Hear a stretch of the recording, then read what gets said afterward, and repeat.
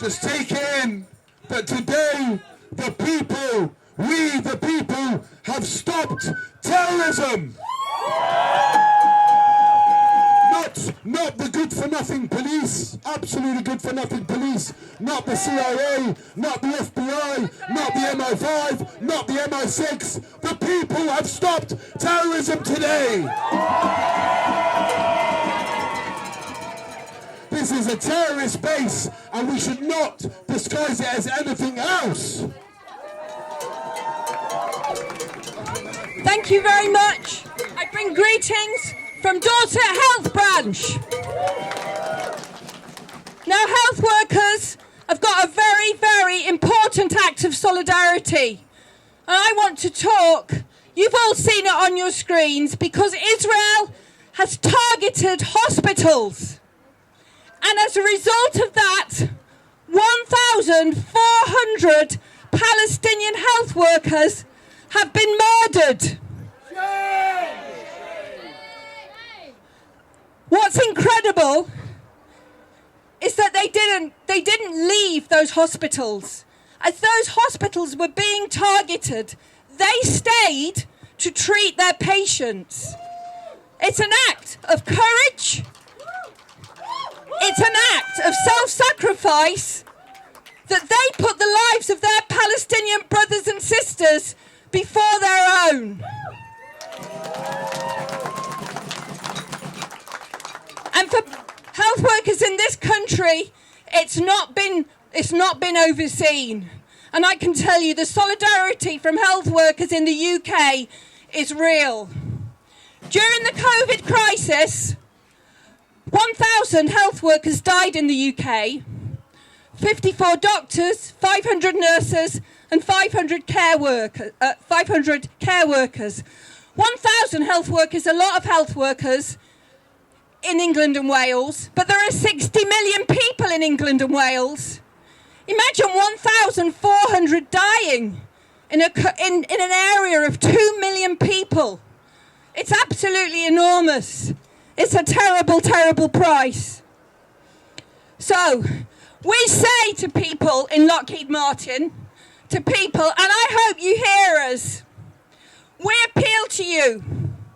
We know that most workers do not want to produce weapons that kill other workers.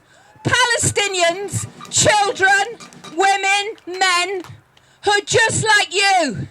They breathe the same air, they bleed the same, they have the same hopes and dreams. Our leaders, Keir Starmer, are complicit with genocide. Keir Starmer every day agrees, as does the whole of the British Parliament, to sign the export licences. Murderers! And they are murderers. We say to the workers of Lockheed Martin, it's time for you to examine your conscience and to use your power. Your power can be used to produce ambulances or bombs. It's time for you to think, and we reach out to you as fellow trade unionists and say, don't be the tool of Keir Starmer's genocide.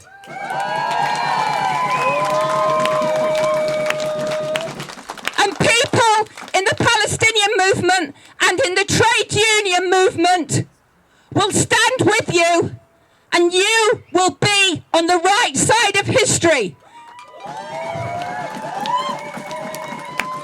And you must think about this, and you must act now, because you will have to live with this, and this is going to be a heavy toll, although much heavier for the 50,000 Palestinians who've laid down their lives. Thank you.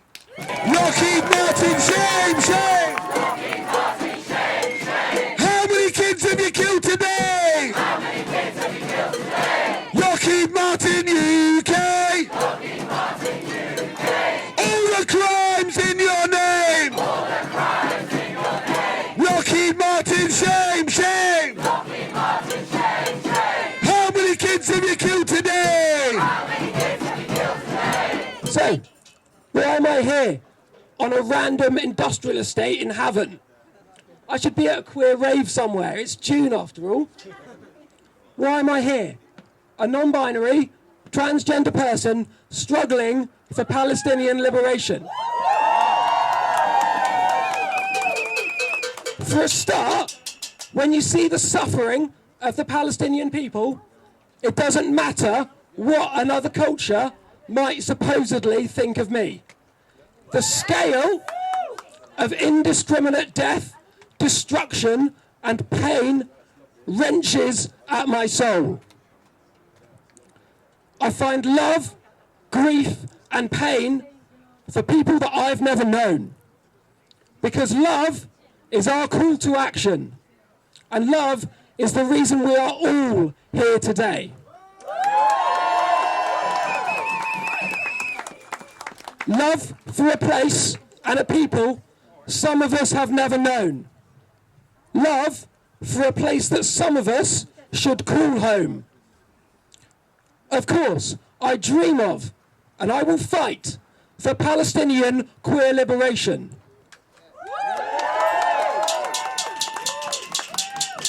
Queer Palestinians exist. Queer people exist everywhere, and their experiences are varied and unique, just like the experiences of queer people on this island here. Some can be more open, and some have to hide themselves. But queer liberation will never arrive through an occupying force that enforces apartheid, forced displacement, and ethnic cleansing. One form of oppression does not trump another.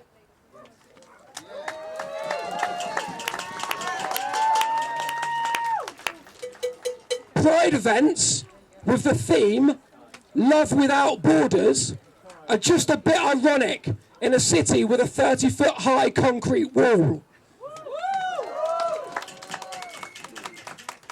Queer liberation will never arrive by F-35 bomber. The bombs dropped by the planes made by Lockheed Martin those bombs do not check if you're carrying a gay card before they explode. Exactly. They will kill you just the same if you are gay, straight, cis, trans, adult, child, or baby.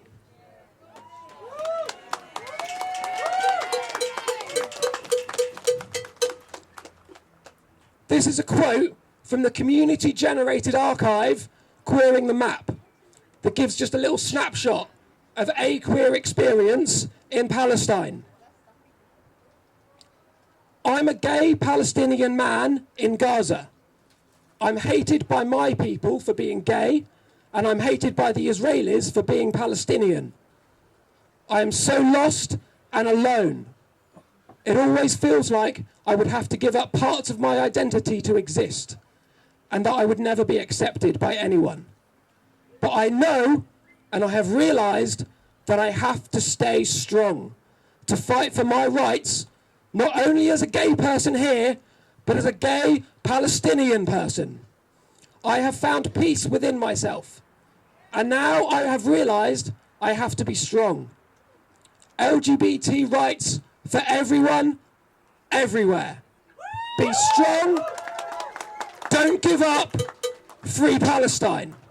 But I can see people looking around of my vintage, the older activists, and some of us will remember the campaigns of solidarity of the 1950s, the 60s, the campaign of solidarity against apartheid South Africa, the solidarity with those suffering in Vietnam at the hands of the US, the solidarity with the Algerian people struggling against French colonialism. But I can't remember, looking back, anything like the savagery of the Israeli violation of Palestine today. It is breathtaking. The cold-blooded, the bloodletting is quite extraordinary.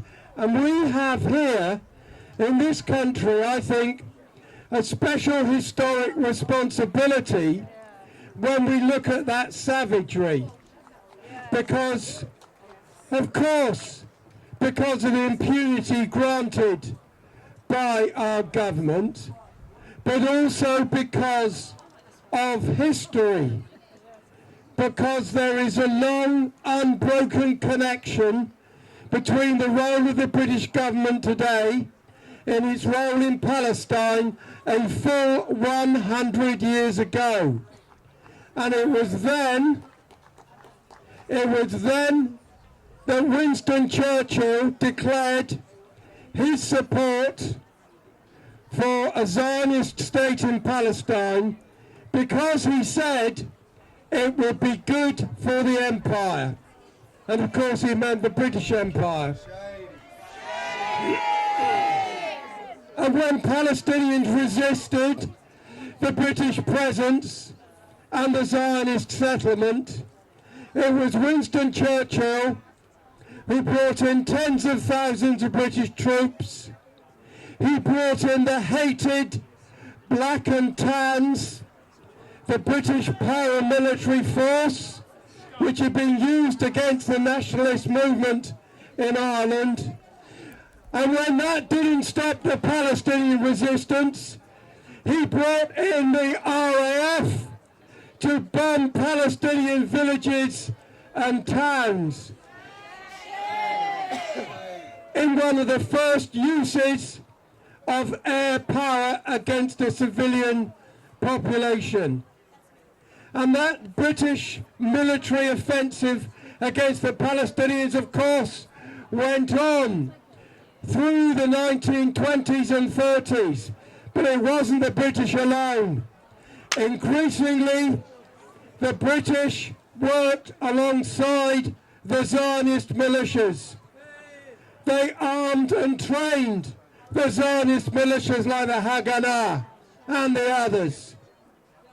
They armed and trained them to the extent that when the Nakba came in 1948, almost half of the 90,000 troops that the Zionist movement could put into the field against the Palestinians had been armed and trained by the British. How do we know this? Because in the last 20 or 30 years, Palestinian historians and a small group of brave Israeli historians have got into the archives and they found out what really happened. And of course, after the Nakba, the British lined up alongside the Americans through this long history of providing what the Americans called a qualitative military advantage. The US passed a law in 2008. It said that Israel would always have a QME, qualitative military advantage, over all the other states in the region. And it's part of the pact that British governments and other European governments and the US government have made that has produced an Israeli state today that can rain this terror down upon Palestine. There's a long and broken historic record, and Britain is at the heart of it. Britain was a midwife of the Israeli ethnocentric state which emerged in 1948. And what we do here in our solidarity movement, our protests, is of critical importance because of our responsibility. One last thing. Over in Dorset, some of our students at a secondary school in Dorchester established a twinning relationship with a school in Ramallah. And over the past 18 months, we were able to have a number of remarkable Zoom meetings with young women aged 16 and 17 years old at that school in Ramallah. And we learned from them about their lives under occupation, the impact on their education, their hopes, their frustrations, their determination to pursue liberation, their pursuance of Samud, which was referred to earlier, steadfastness, relentlessness, fortitude. And in one of those meetings, they said to us, what you do is very important for us. We don't see you on the BBC, but every time you're in the streets in London and in the other cities across the UK, we see you on Al Jazeera. We see your flags, we see your placards, we see your kufiyat, a Palestinian scarf, and we know that you're with us. And they said, stay with us. Please stay with us in our struggle for liberation. Thanks. Hello, thank you very much for being here today. I'm going to read you a poem that I read yesterday. It's called Children Just Like Me. I'm seeing children being bombed in Palestine, children just like me. I am seeing children being killed in Palestine, children just like me. I am seeing children's insides on the outsides down in Palestine. I am seeing children being shot in Palestine, children just like me. And people just turn a blind eye to it. And the weapons that are killing the children are being made here on this horrible site. And we need to stop it for the children of Palestine. Oh yes, for the children just like me. Free, free! Palestine! Free!